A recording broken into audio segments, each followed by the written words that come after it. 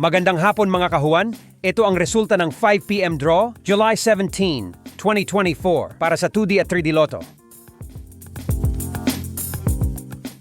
Para sa 2D Lotto result 5 p.m. draw, 1, 25 in exact order. Ito naman ang resulta sa nakalipas na 3 araw ng 2D Lotto, 2 p.m., 5 p.m. at 9 p.m. results.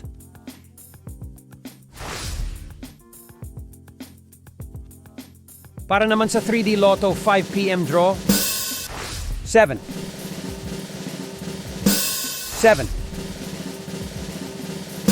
3 in exact order.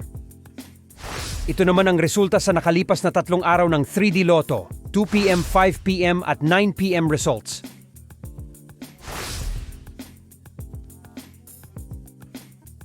Paano kunin ang inyong napanalunang premyo sa Lotto? Isulat ang iyong pangalan at lagdaan ang likod ng iyong mga nanalong tiket bago kunin ang iyong premyo.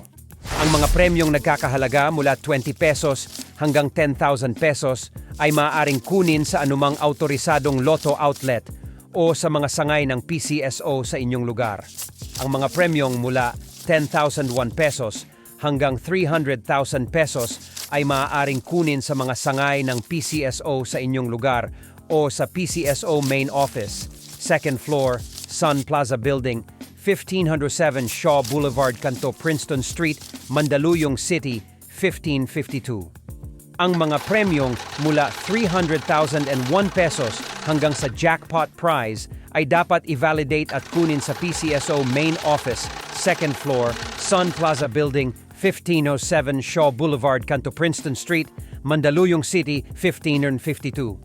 Para sa sistema ng pagbabayad ng premyo, pakitingnan ang price payout chart.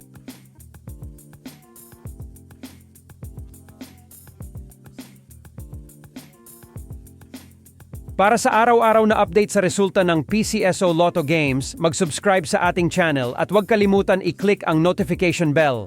Maraming salamat mga kahuwan!